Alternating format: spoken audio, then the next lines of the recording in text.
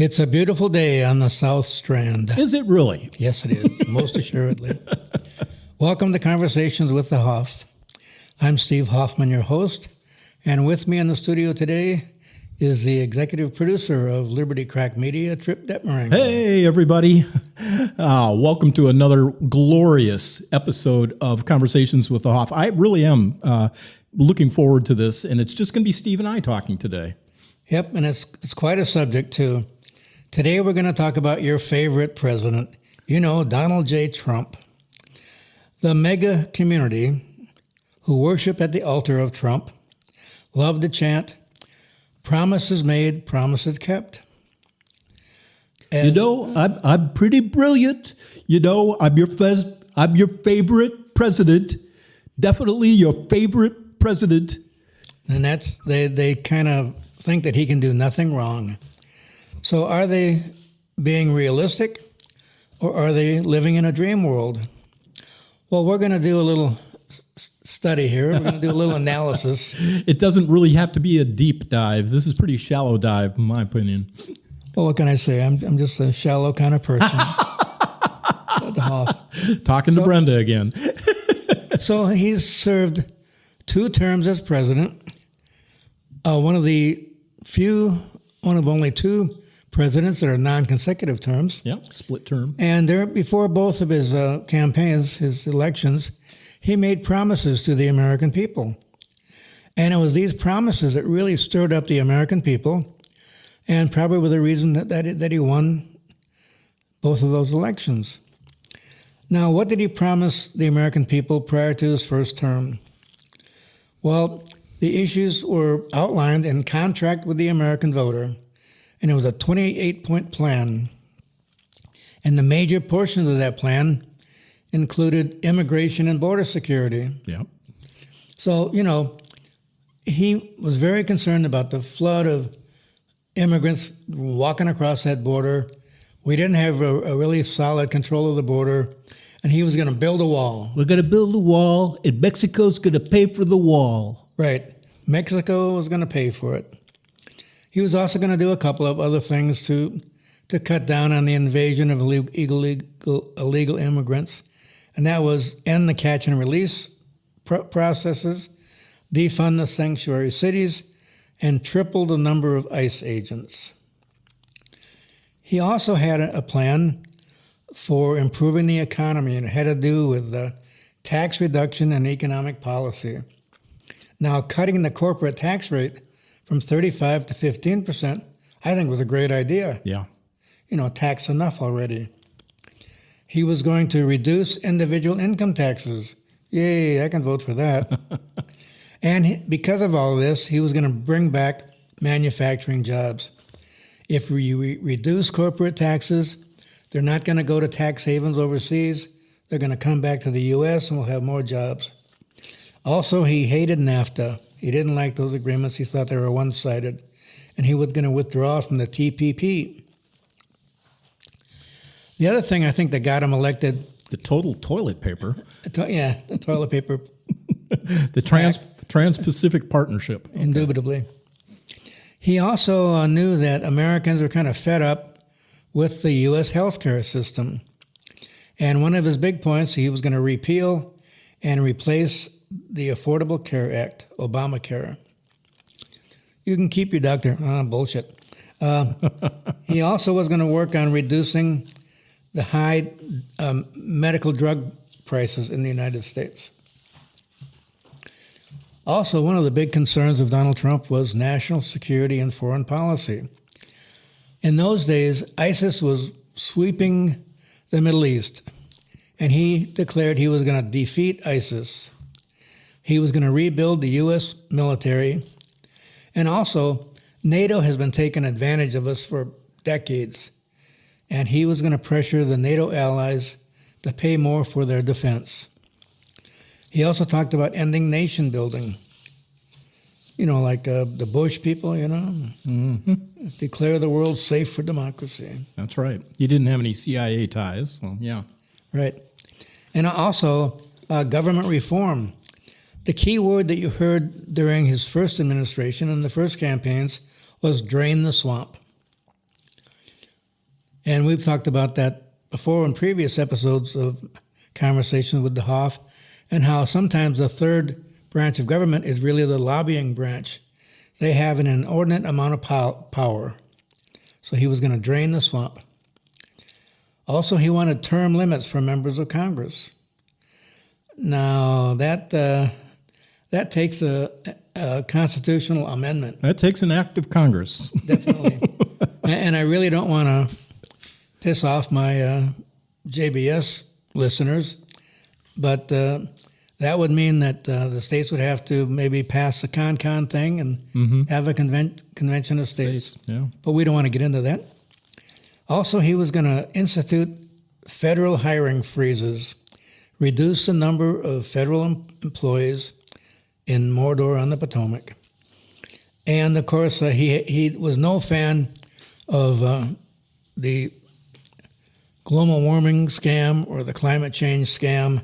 So he was going to cancel billions of dollars to UN climate programs. This all sounds pretty great, you know. Sounds like somebody I'd vote for. Also, as far as trade and jobs, he was going to impose tariffs on companies that offshore jobs. Along with reducing their taxes, he was going to also, if they did have a manufacturing plant overseas, where they were going to have an increased tariff.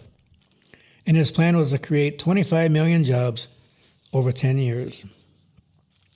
Now, as far as energy and the environment, most of us know where Donald Trump stands there. He wants to make America energy sufficient.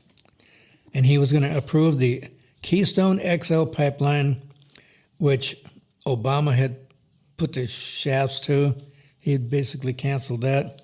He was going to expand fossil fuel production, coal, oil, and natural gas during his first term. And he was going to roll back environmental regulations. Most of them were extremely burdensome. So that was his big plan. So for you MAGA people, how did he do? What were the results?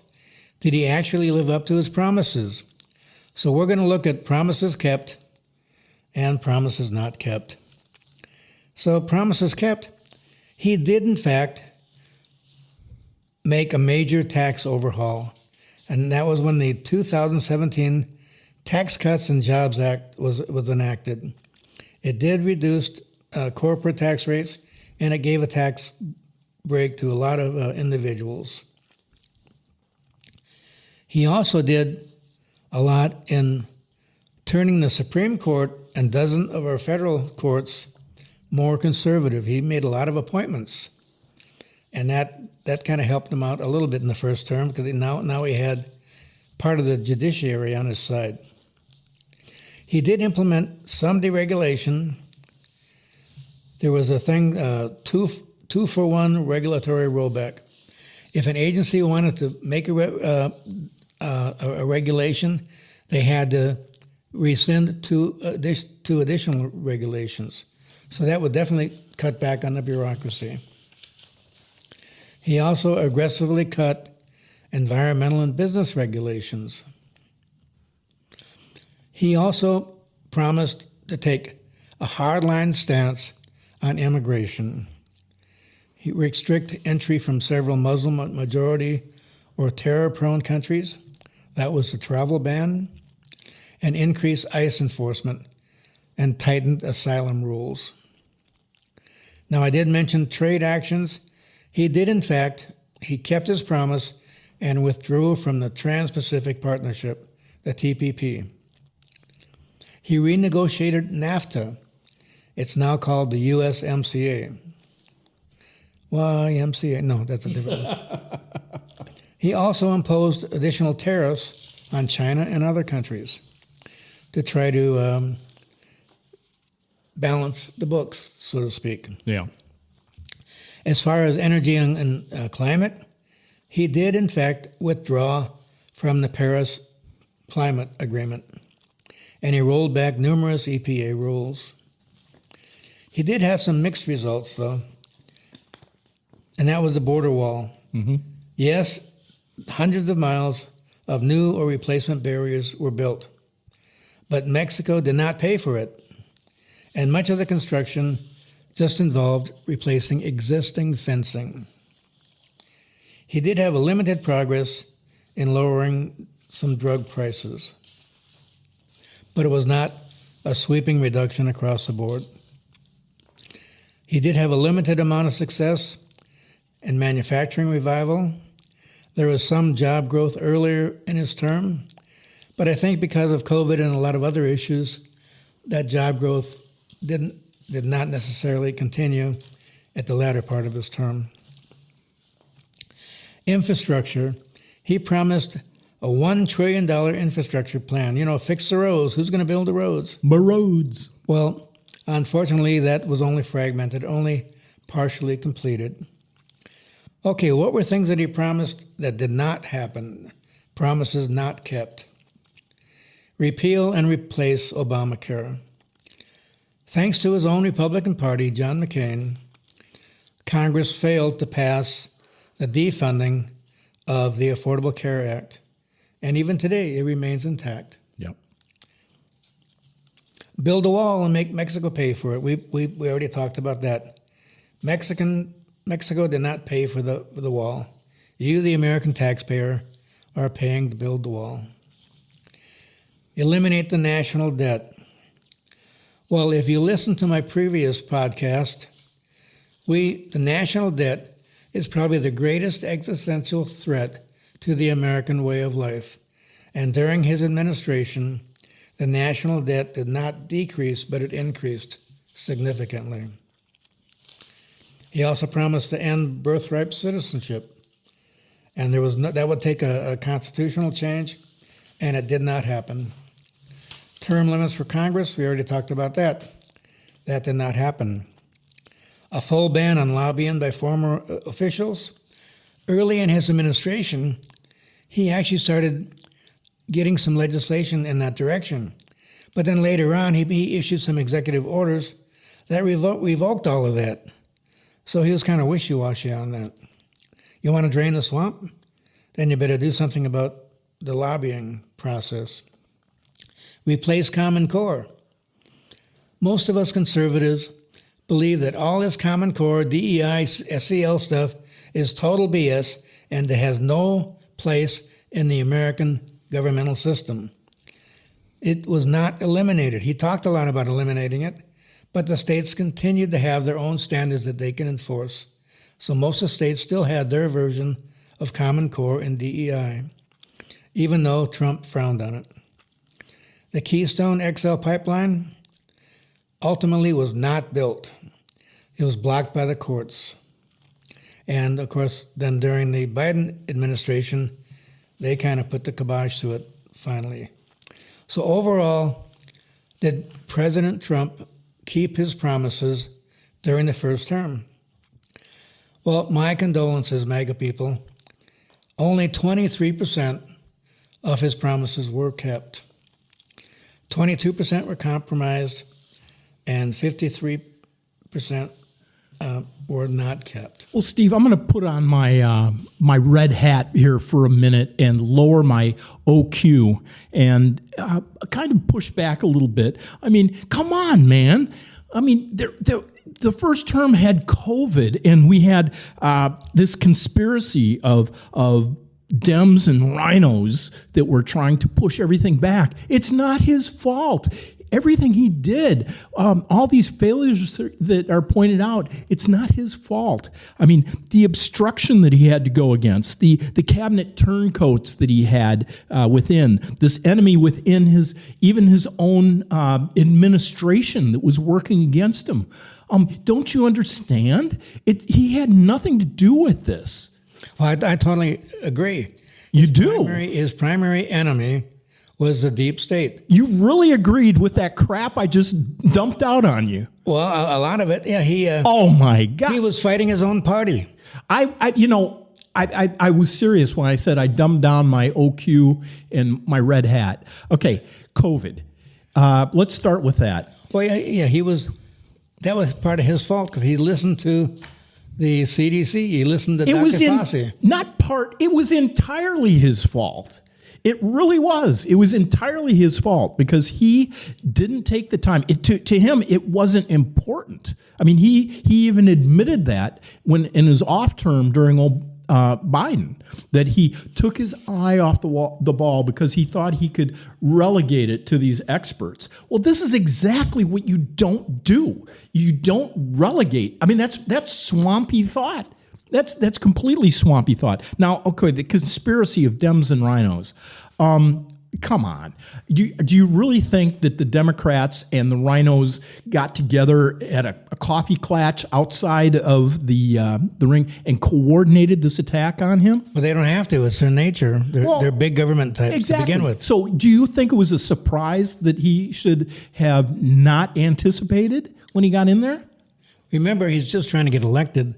So he's telling the American voters what they want to hear. Yeah, but when he gets in and he has these failures that go in and people say, well, it's not his fault. It definitely was his fault because he let the money and the influence and his all his elitists that were at his cocktail parties as he was a Democrat tell him who to get into his cabinet, who to trust. Here's their wallet. They're going to be backing you, and we can handle them, and all this other stuff. Meanwhile, they were going out and saying, we got this idiot handled.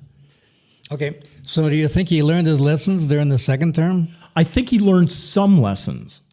Okay, I think he learned some lessons. And as far as the enemy within, again, that I think was his ego. Saying, Definitely well, I think I could let a little of this slide to go through here, but I really know I have the art of the deal. I could do this. You know, this is something I'm marvelous. Everybody loves me. Everybody wants me to succeed. Everybody's going to have this. That is not reality, and he got sucked into it. Okay, I've always told people that they tell me, well, you know, Donald Trump plays 4D chess. Oh, God, yeah. And I reply, no, he's playing 3-card Monte. Oh, I think he's struggling with one-dimensional checkers because it really is. He's got a great facade. He has a great megaphone. I think his propaganda machine is pretty genius as far as going up against the current propaganda machine that he's got in there. I'll give him props on that. Okay. But I personally think that this whole Donald Trump is great and he is transformational and all this other stuff. I watched this guy, Dr. Turley, on Turley Talks. Now, he's not the Turley that we see on Fox News that's the attorney guy. This is a different fellow that's online. And he's very good. He brings out a lot of great points, but he is just so into conflating everything that Donald Trump does and everything the administration does, and it is blinding. What do you mean by conflating? Yeah. Remember, you're talking to the Hoff. Yeah. Instead of just keep it simple. Yeah. Instead of just inflating the things that are there, he takes even the failures that go on and conflate it as this genius move that's going to work out in the future and things like that. Right? Oh yeah, absolutely. They create this absolutely false narrative of this brilliance that's going on. My feeling is that he is the guy who's throwing copious amounts of spaghetti against the wall and is amazed at how much is sticking. It's just that we've never had anybody throw that much spaghetti against the wall. Definitely, yeah. That's a good analogy. Yeah. Okay, so let's move on to the second term. Well, before we do that, let's also acknowledge, since he did have it split, now Biden gets into office, and one of the first thing he does is reverse anything that was a almost everything that was positive during the Trump administration, or negative or neutral. He just blanketly reversed everything. Yeah, they had their own agenda. Okay, so you have a stupidity. I mean, they didn't. There was no intelligence behind the way they did it. They just said, Trump did it. We're going to undo it. And yeah, they took things that even their own party supported and reversed it and screwed things up. Trump derangement syndrome. Oh, yeah, and there was anger because they couldn't get the witch in office. Now, let's also talk about how Trump got into power. He got into power because of the Clintons. Oh, yeah, Hillary, right? Hillary was running against him. Well, who's going to vote for Hillary? Hillary running for him. She and her husband funded his presidential campaign. The first time? Yeah. Hillary was his opponent. No. He had a choice between Hillary. Absolutely not. She was not his opponent. Who was his opponent? 9 other Republicans trying to get that seat. Oh, I see. So she made sure that dumped she in won the millions of dollars to prop Republican in primary. his campaign. And why do you think she did that? Episode 1 of Microphone Monkeys drops this Thursday, January 15th. If you are into sadism, or just pain in general, tune in on your favorite podcast platform like Spotify or Apple Podcast and more. Because you thought it would be easier to beat him than She than thought the that other. was the lowest fruit that possibly could be. Yeah. So now the Americans can see this duopoly and how they work hand in hand stupidly. Now she propped him up and then all of a sudden got bitch slapped in the elections. Definitely. So Which is rather apropos. exactly. And he is still good friends with Bill With the Clinton. Clintons, right? Yeah. Well, he's not really that close with Hillary because, let's face it, Hillary probably would have him murdered, and who knows, she might even be behind some of the attempts. We don't know. Bill is a likable guy. But he's a likable guy, and he has very few things in common with his wife politically. No. I've been in a room with Bill Clinton before, and when he talks to you, he makes you feel like you're the most important person in the world. Yeah. He's a very genuine fellow, Bill Clinton. I will have that much to say for him. Yeah, he is. So now we've got the cast of characters. Okay. We've got everything that Biden's been doing, and during this time off, we've got the biggest thing, which is the Democrats' overreaction by creating lawfare and trying to bring him down so he cannot run. So let's go into Let's move on to the next term. term. Yeah, there we go. Now, he did make promises. A lot of them were in response to the bad things that happened during the Biden administration. Yeah.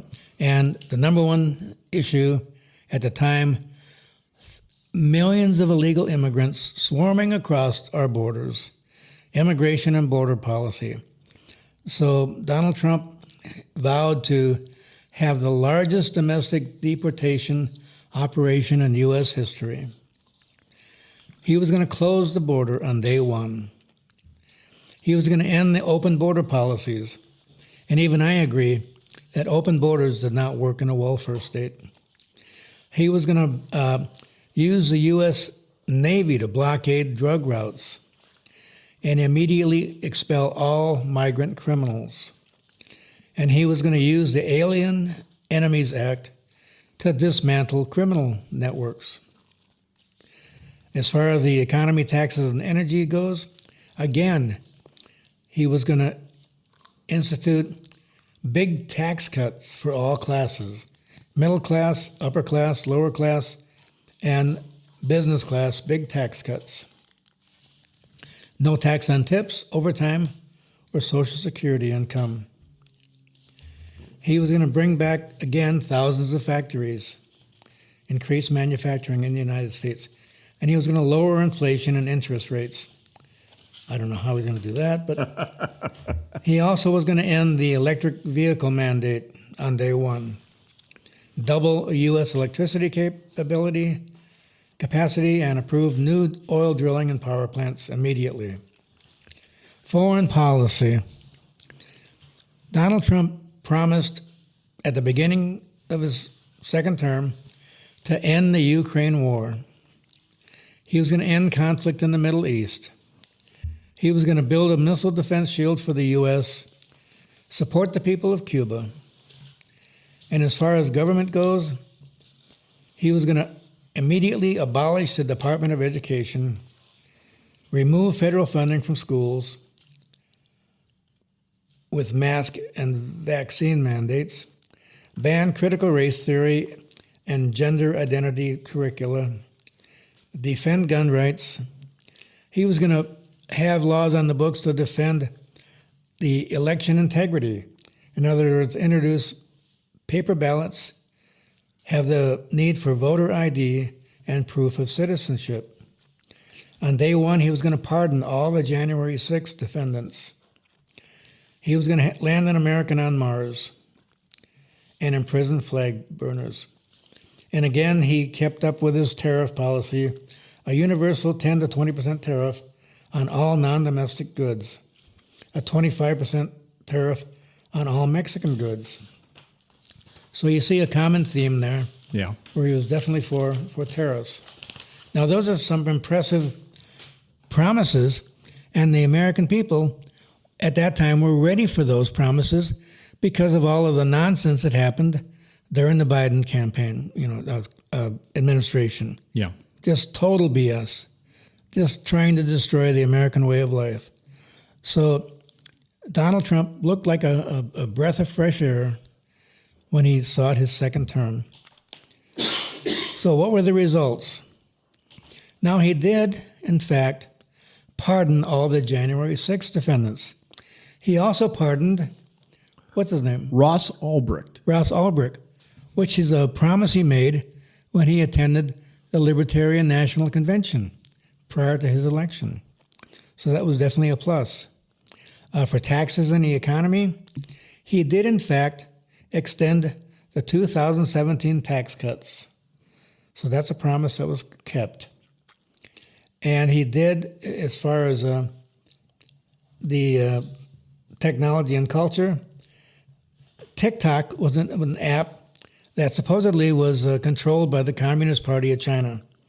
And he said in order to keep it, it has to become a United States company. It has to be a majority investor controlled by U.S. investors. And that did happen in January 2026. So he kept that promise. He was also going to be a hardliner when it came to immigration enforcement. Sounds like a repeat thing from his previous administration. But he did, in fact, implement a lot of the immigration reforms that he said he was going to do, and he did that in the first year, including aggressive immigration enforcement, deregulation, revoke environmental regulations. He did, in fact, do a lot of that. So that's a kept. Economic performance. Stronger than expected GDP growth. He did succeed in having that happen in the parts of 2025. But what he did not accomplish, or that was stalled, broken, or blocked, immigration mega promises. He was going to have the largest domestic deportation operation in U.S. history. Well, that didn't happen. Now, Tripp is going to tell you that it's not all his fault. He was definitely blocked in making that happen. But it did not happen. When I have my low OQ and Right. red hat on, yeah. Yeah, when he goes into his rant after I get done here. As far as government restructuring, abolish the Department of Education. Now, let me tell you, I had a previous episode. That was a complete scam. Yes, the Secretary of Education has vowed to eliminate her department. But guess what? Every government education program has not been sent back to the states like he promised. It's been moved to another government agency. Yeah. That's why I say... Federal government agency. Yeah, federal government agency. Like I say, he's not playing 4D chess. He's playing 3-card Monte. Ooh, look where I moved the He's not draining the swamp. He's just reordering. reordering the swamp. Yep. And his tax promises, no tax on Social Security, well, that never happened. And in my research, I thought that he did implement no tax on tips. But the research says, no, that didn't happen. So I'm going to have to do a little further research on that. Well, yeah. I mean,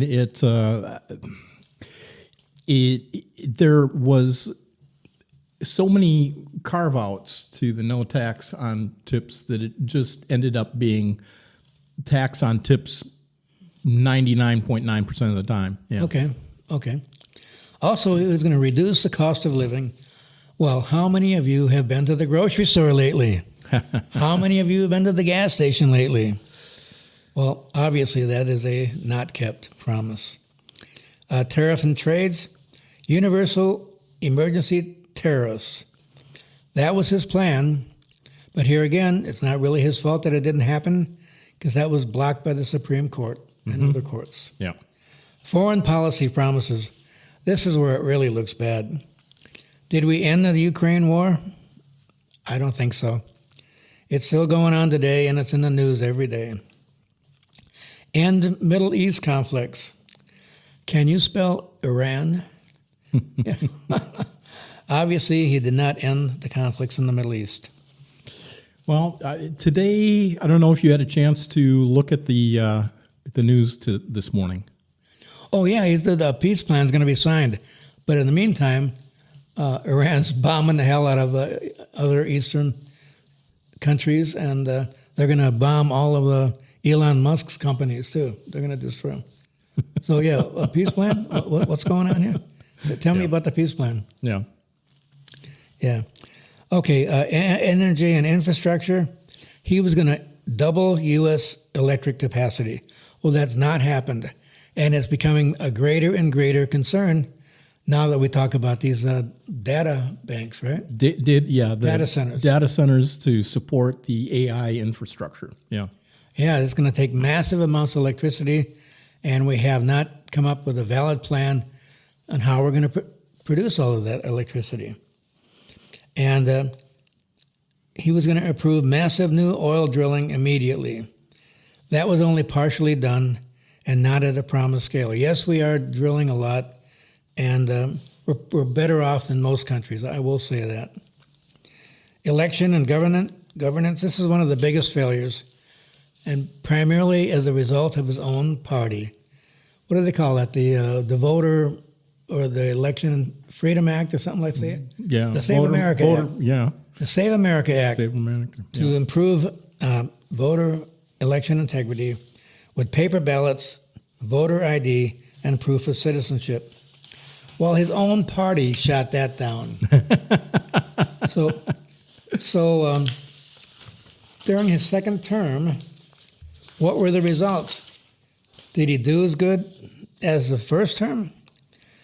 Well, my condolences, mega population.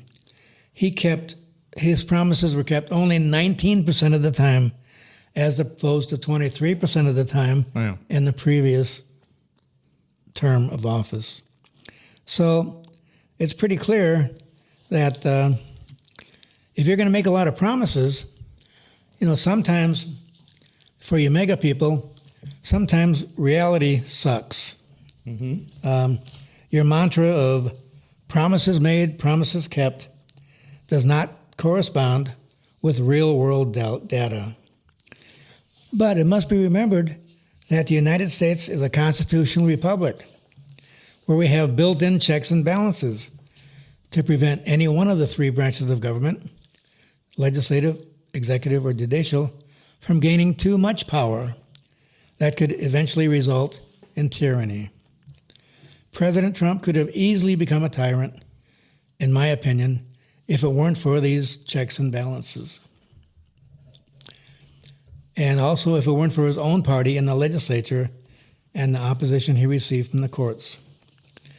Now, I actually think that Donald Trump's 2 terms were a start in the right direction. In other words, our country is not even slowly drifting towards socialism. But, the Martin Luther King has dreams. Well, I have a dream also. And I dream that one day all 3 branches of our government will be committed to my mantra, less government, more freedom. This is the only thing that will reverse our current travel down the road to socialism. So thanks for listening. Well, let's not hold this just quite yet. Okay, my condolences to the MAGA people out there. Yeah. And now a time for me to pipe in a little bit. For trips. Here are some things we didn't even touch upon. Doge was huge coming Elon into Musk, this. right? And then he stabbed the Dodgers in the back. That was the big, beautiful bill. The big, beautiful bill basically undid everything that Elon Musk fought for in Doge. Exactly. The big, beautiful, awful, huge piece of pork that they put through. Then we also have Iceland. It was out there. We never even talked about Iceland. That was huge too. We're going to have that taken over. Now that Greenland. Greenland. I'm sorry, Greenland, Iceland, Greenland. Some frozen piece of property that was up there. Frozen islands. Yeah, it was They're going all out the there. Canada being our 51st state.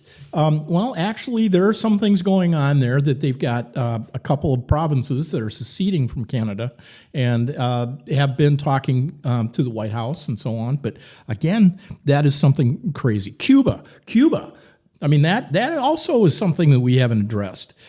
He did blockade Cuba. They're on their knees. We didn't talk about Argentina. Well, let's talk about Cuba. Marco Rubio, I think, is doing a pretty good job Right. in getting our wishes done in Cuba. Right. Eventually, I see Cuba as collapsing as a communist power. Right. And slowly but surely becoming more friendly with the U.S. and trading more with the U.S. That to me is a plus. The capturing of Maduro, during his term. Right. Yeah, and changing over and trying to bring that communist socialist regime to its knees, taking over and directing where its oil is going to be and taking it away from Cuba and so on and so forth that went along with that. NATO, we haven't even talked about NATO and the kind of collapse of the infrastructure that's going on in the NATO European countries.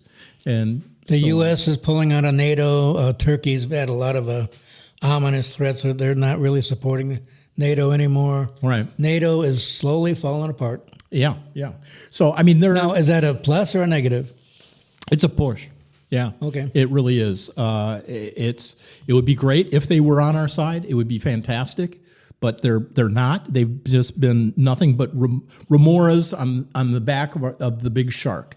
And that's been the story of NATO. All the countries are in the European Union are welfare states, so they spend a big portion of their budget on welfare, and there's a little left over for defense in the military. So my personal feeling on this whole thing, I don't care if you've got Trump, Biden, any of these people from the Uniparty.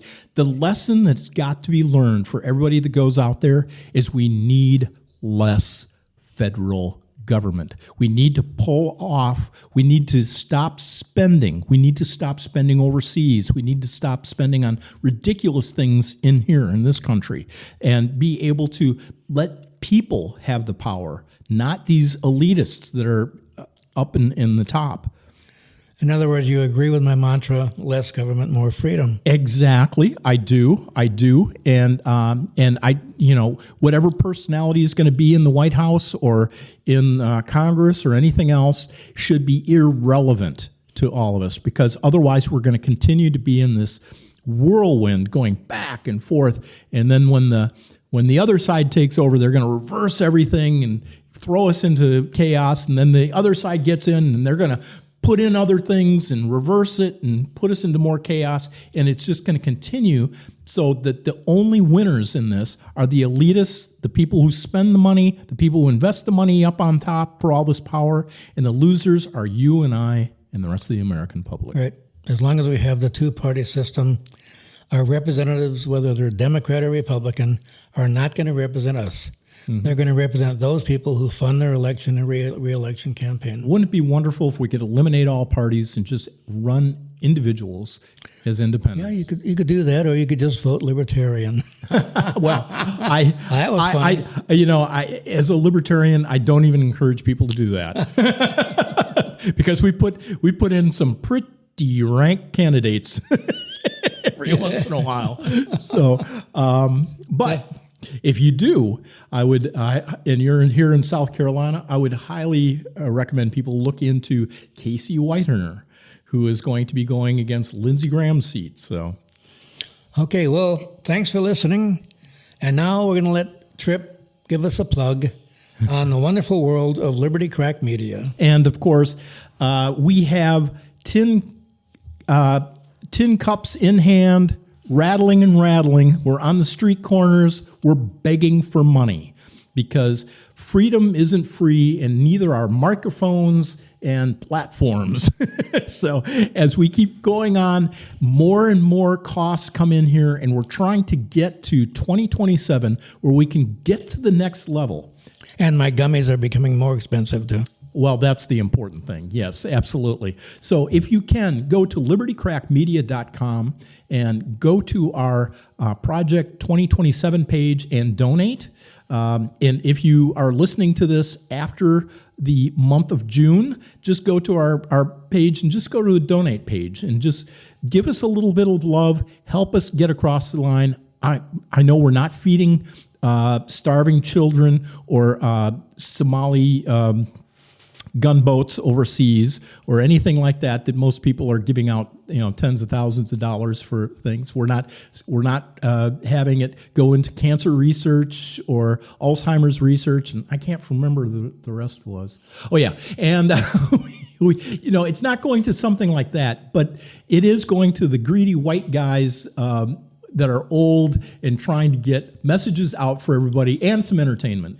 But we are saving America from the Marxist agenda. Yay! That's a pretty worthy cause. Absolutely. So if you can, throw us a bone, throw us a few bones at libertycrackmedia.com.